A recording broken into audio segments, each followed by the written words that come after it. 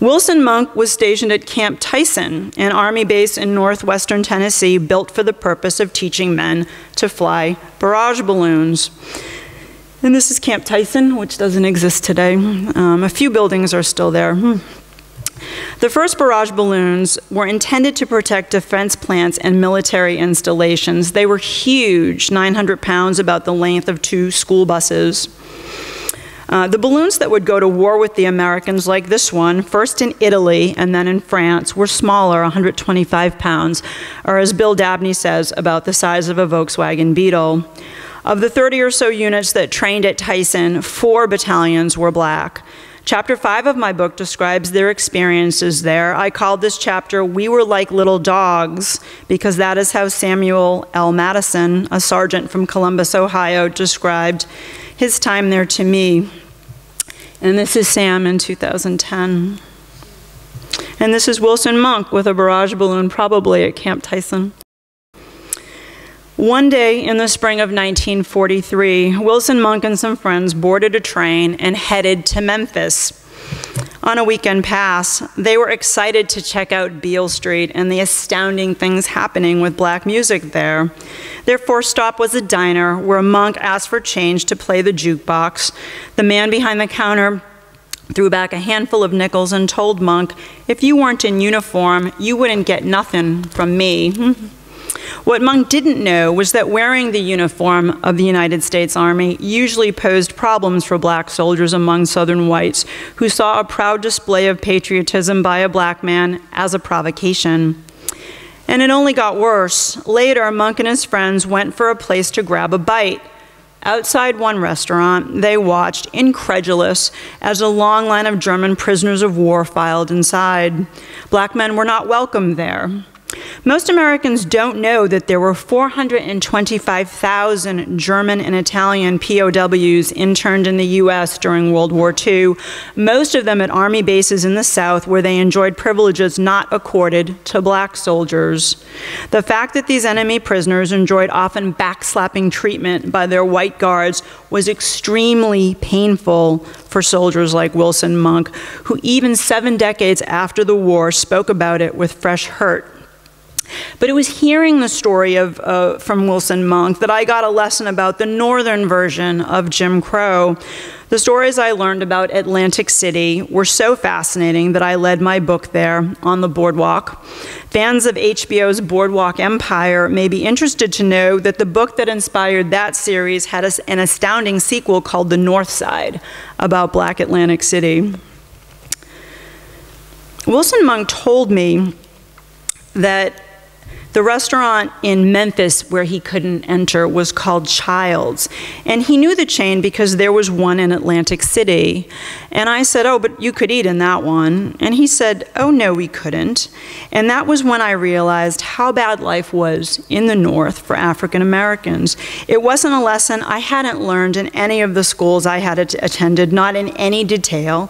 I had an average Northern Massachusetts education. I wondered why we Americans must take specialized courses to learn our own history, and it's one of the reasons I wrote this book.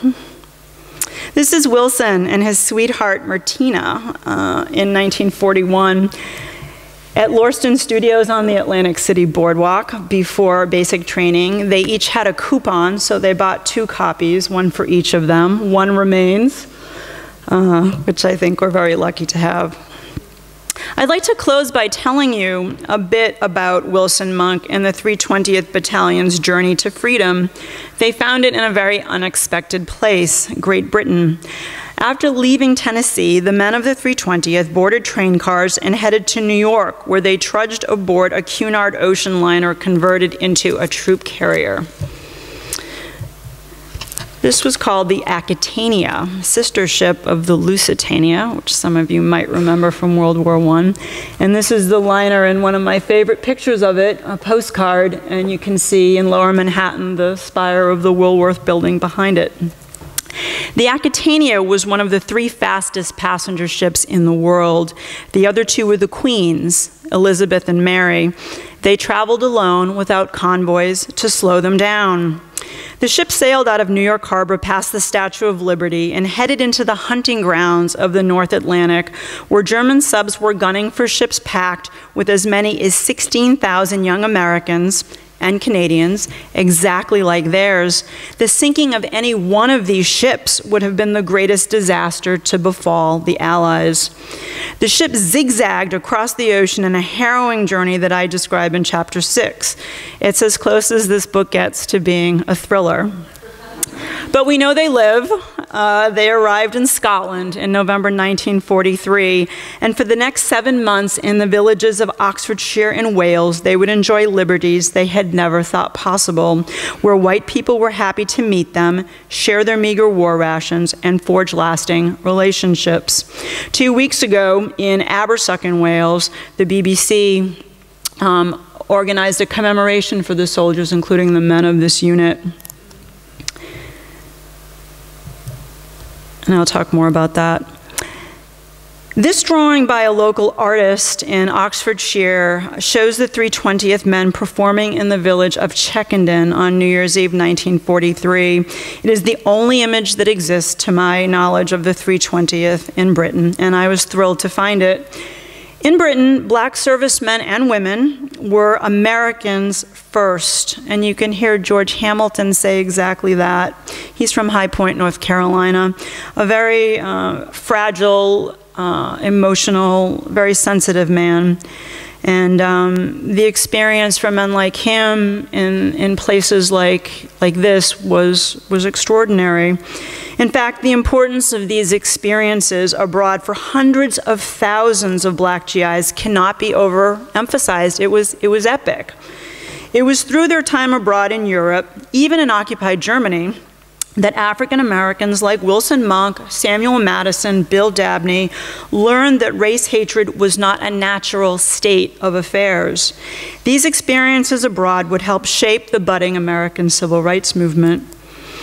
Wilson Monk was billeted in the hall of a stately stone church called Trinity Methodist in the village of Abersoch in southern Wales. One day he asked the church organist if he and his friends might attend Sunday services. "Of course you can," said Geoffrey Pryor, the organist, who was also the village milkman. Pryor had no idea that in America, none of these men would have stepped foot in a white church. And all of the men I interviewed, down to a man, told me that. It didn't matter where they were from in the country, which is also something I didn't know.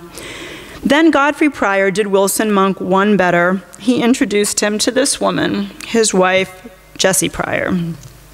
The Pryors' 18-year-old son Keith was off fighting with the British forces, and Wilson Monk became their surrogate son. Like most Britons, the Pryors had never met a person of color until the Americans came. They, in turn, were the first white people who Wilson had ever called his friends. And so an extraordinary correspondence began between Jessie Pryor and Wilson Monk's mother, Rosita, in Atlantic City. And I'll end by reading one of those letters, my favorite one. "My dear Mrs. Monk, how are you? I expect you will be surprised receiving this letter from me. I feel I must write you and tell you how very delighted we are meeting Wilson and having him in our home. Mrs. Monk, you have a son to treasure and feel very proud of. We love him very dearly and will do anything in the world for him. All we regret is we cannot have him home more, but duties won't allow. He does come as often as possible. We have told him he can look upon our home as his home while he is in our country, and I will try to fill your place, if only in a small way. But don't worry too much about him while he is here. We shall take every care of him. If he is ever ill or in any way wanting, we shall be there. We look upon him now as our own. Mother to mother, very sincerely, with loving thoughts, Jessie Pryor, XXXXX. If you would like to know more about any of these men, Wilson Monk, on my website, I have a page dedicated to every one of them under a banner for the unit. And since this book came out, I've been alerted to 3 other men, so I will be adding them as soon as I can. And if you like the book, please consider writing a review on Amazon.